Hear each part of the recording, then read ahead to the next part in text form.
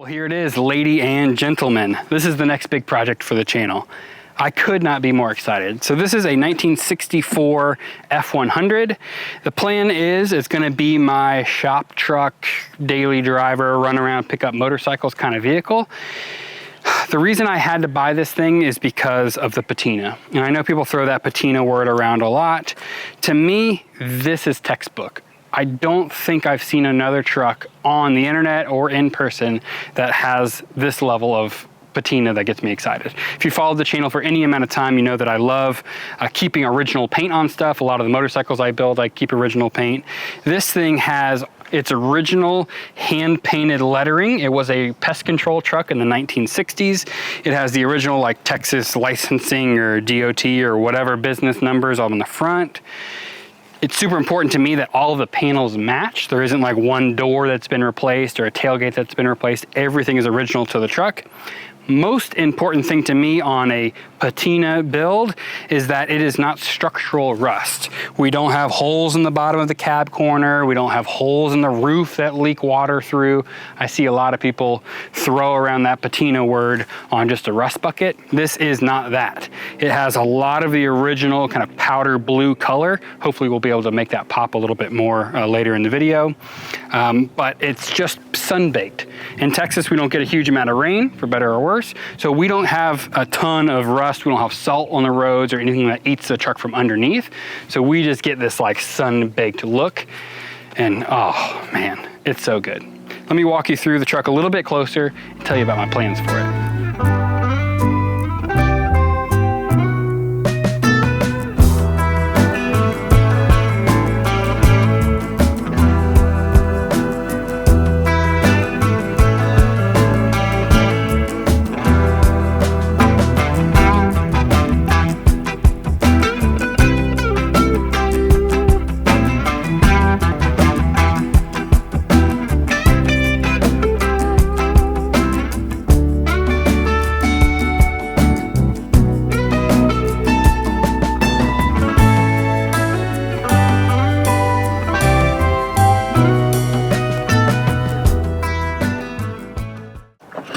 The interior on this thing is absolutely showroom perfect. Only little issue is I need to fix, there's about a quarter size hole right here. Daylight poking through a little bit over there as well. But I haven't really found any other big issues on the floorboard of the truck. All the sills and the cab corners and all that kind of stuff is very, very solid. Obviously, I'm kidding about showroom quality in here.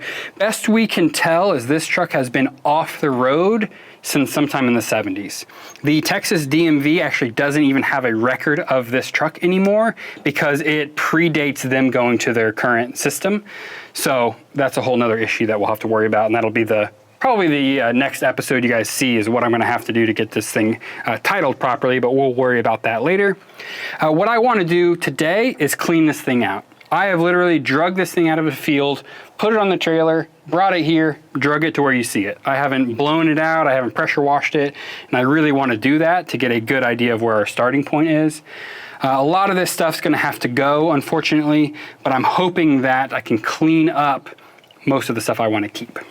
So currently there is no drivetrain in the truck. Doesn't really matter to me just because of the plans I have for it. We wouldn't have used it anyway. I think it was originally a straight 6 with a 3 on the tree, which is kind of cool. There is some body damage that I'm gonna figure out how to fix. So there's a really big dent in the center of the hood. I'm not sure what happened here. Corner of this is bent in. This bedside is good. There's a little bit of a dent up here. And this is the biggest offender back here. No idea what happened, but I'm hoping I can learn how to do some hammer and dolly work, take it as an opportunity to improve my metalworking skills, see if we can't get this a little bit better. Obviously, with the overall condition of the truck, it doesn't need to be perfect, but we certainly can do better than what it is now. So to start us off, I'm just gonna grab the leaf blower and blow out the bed and the whole interior, get rid of all the leaves, hopefully some of the spiders and cobwebs and that kind of stuff. And then we're gonna move on to pressure washing.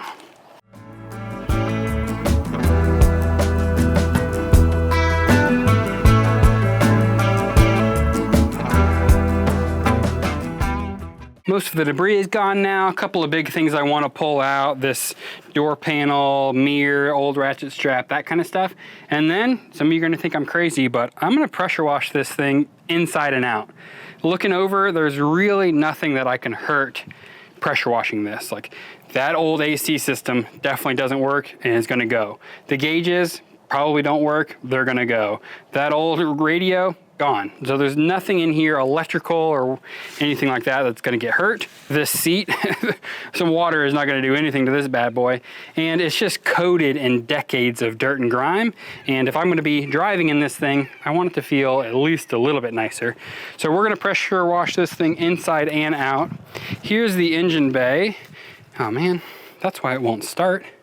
There's no battery in it. That's on me. I'm gonna pressure wash this all out as well, even though most of this is gonna be unused. So let's give this thing a good clean.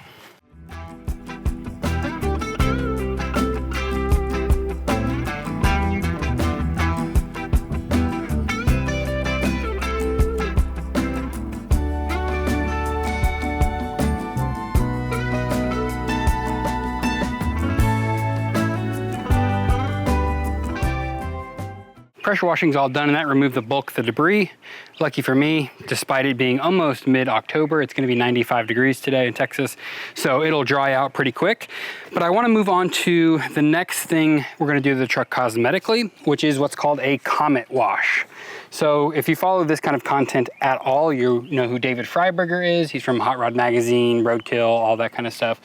He made this popular. I don't know that he invented it, but it's basically where we take Comet, bathroom cleaner, does have bleach in it, so I'm gonna wear some gloves, a Scotch-Brite pad, and some water, and it's gonna remove all of this heavy oxidation. So you can see that even though I just pressure washed this, we have some footprints on the side.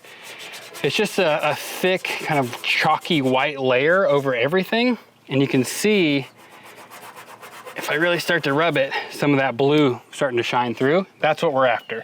So I'm just gonna do this little section to kind of show you guys how it works. Then I'll throw you on a time lapse. We'll do the whole side of the truck and get a good before and after. I'm gonna wet it down a little bit.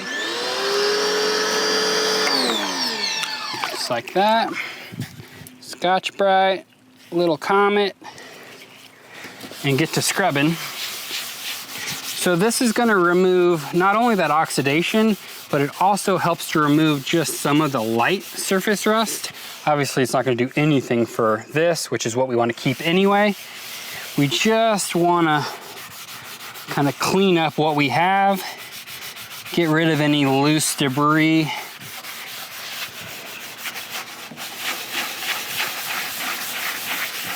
You can kind of see it turning rust color. And I'm gonna be super gentle when we do this over the hand-painted letters and stuff, because I would be devastated if I messed that up. Get us a little refill.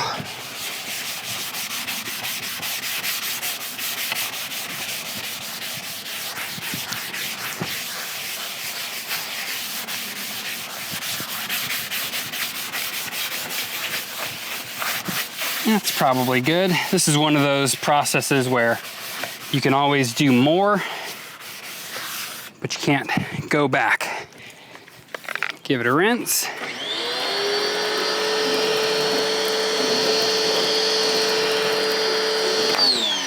Boom, just like that. So this is exactly what we're after. So it starts to just clean it up, gets rid of some of this stuff, doesn't go too crazy. We don't want to remove too much of the blue paint. We just want everything to be smooth and look intentional.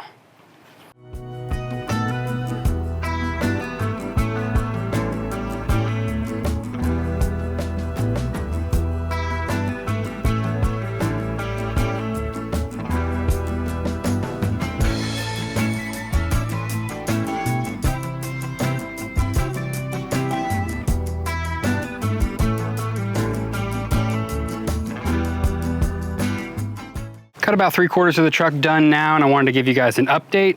I don't know if it's coming across on camera, but it is a much more vibrant blue. It's like kind of a robin's egg blue now versus before it was very close to white. Just like a little bit of a hint of blue. There is a couple of products on the market. I'm gonna start to do some research on the best one that actually wipe on over this kind of patina to help preserve it, help kind of bring out some of that color, you know, prevent kind of future rust. We basically want to just freeze it right where it's at. This little front section is a really good side-by-side of what I'm doing here. So I've only done this grille section, the headlight, the bumper on this section right here, and I haven't done that yet.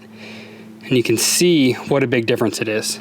So we're removing the heavy rust and some of the surface rust as well, leaving just that kind of faded finish. You can see on the grill, it's looking really good. Everything's looking exactly like I want. So I'm at a good stopping point for the day as far as cleaning the truck up, and I want to talk a little bit about what my goals are for this thing.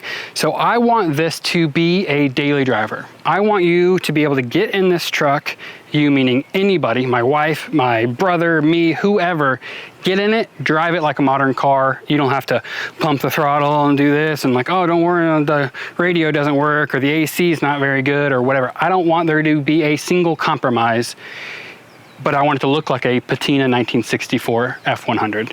So how we're gonna do that, it's gonna be pretty unique. You're gonna have to stick around to figure that out. I have my 69 Camaro. It is close to that, except for I'm gonna be honest, it's a little bit too nice to drive and leave somewhere. So I don't take that thing if I'm gonna go and get my hair cut and leave it in the parking lot or go to the movies or whatever. I worry about it too much. I don't want it to get door dinged. I don't want it to get stolen. It's a really awesome car for taking out on trips and then coming back home or like short drives. I want something I can drive every day, run to the post office, park in the front. If somebody door dings it, I'm not even gonna know. That's gonna be this thing. So that's my goal. I have a really cool kind of way I'm gonna pull that off.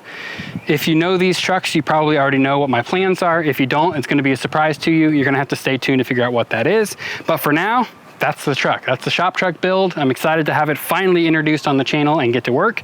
Next week, we're actually gonna be putting an engine and transmission in this thing. So if you like this kind of content, make sure to subscribe, stick around. I'll see you then.